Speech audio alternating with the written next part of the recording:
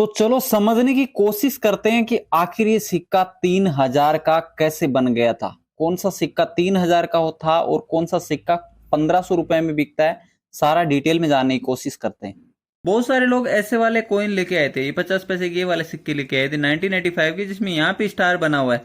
तो इसके बारे में मैंने एक बार जानकारी दी थी, लेकिन वो जो सिक्का था वो आपको यहाँ पे सिक्योरिटी एज में देखने को मिलता है। ये रेडिट एज में देखने को मिलते हैं ये वाले सारे सिक्के, जो 50 पैसे के ये वाले सिक्के हैं ना।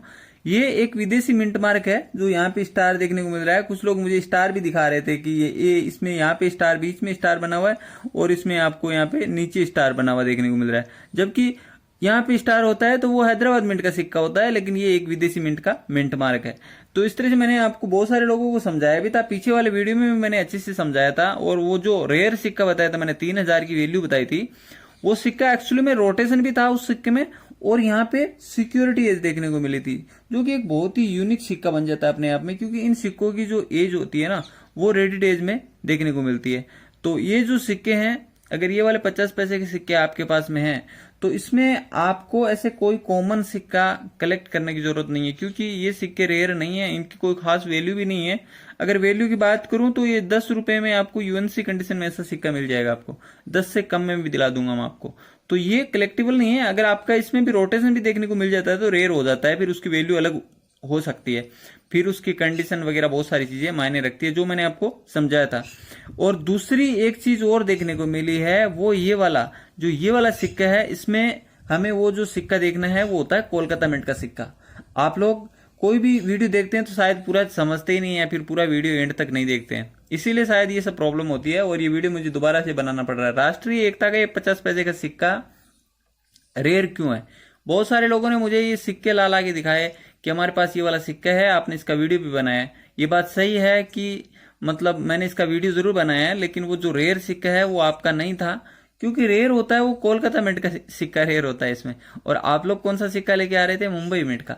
इसमें जो कोलकाता मिंट का जो सिक्का होता है राष्ट्रीय एकता का, वो कम देखने को मिलता है, बहुत ही कम देखने को मिलता है। आज के टाइम पर उसकी वैल्यू 1000 प्लस ही चल रही है। कहीं पे भी आप इस सिक्के को ढूंढेंगे तो आपको 1000 से कम में नहीं मिलेगा। लेकिन यूएनसी कंडीशन में, जैसे आप लोगों ने उस दिन मेरे को एक सिक्का दिखाया भी था, कुछ लोग मुझे ऐसे सिक्कों का एक लोट भी भेजे थे, लेकिन सारे मुंबई मिंट के सिक्के थे, तो कोई बेनिफिट वाली बात नहीं है।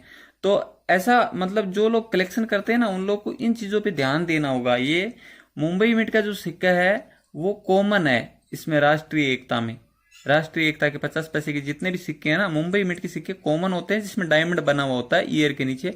तो उस सिक्के का कलेक्शन ना करें, आपको करना है कोलकाता मिंट का सिक्का, जिसमें आपको ईयर के नीचे कुछ भी मिंट मार्क नहीं देखने को मिलता है, वो सिक्का रेयर होता है।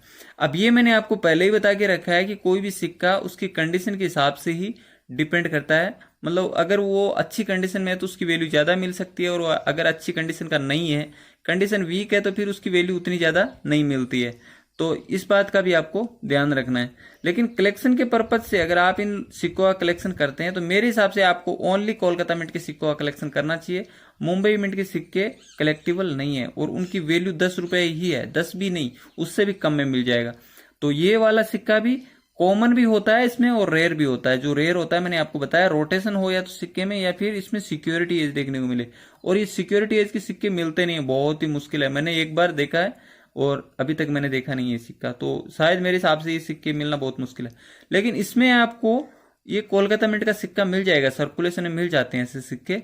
उसकी वैल्यू उतनी नहीं होती है जितनी मैंने आपको बताई, 1000 से 1500 जो बताई थी, वो यूएनसी कंडीशन में होती है। आपके पास यूएनसी कंडीशन में सर्कुलेशन से आने वाला नहीं है, तो उसकी वैल्यू थोड़ी कम होती है, लेकिन कलेक्शन के लिए बहुत ही अच्छा सिक्का है, तो इसका आप कलेक्शन कर सकते हैं।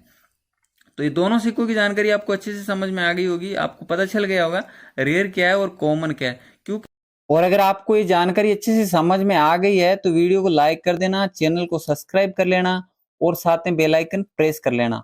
और ये जो वीडियो है इसको अपने दोस्त, फैमिली, मतलब जो आपकी फ्रेंड लिस्ट में है, उन सभी को शेयर कर देना, क्योंकि उनको भी पता चले कि रेयर क्या होता है, कॉमन क्या होता है। कुछ लोग यही बोलते रहते हैं कि बिकते ही नहीं है, बिकते वही हैं जो रेयर होते हैं।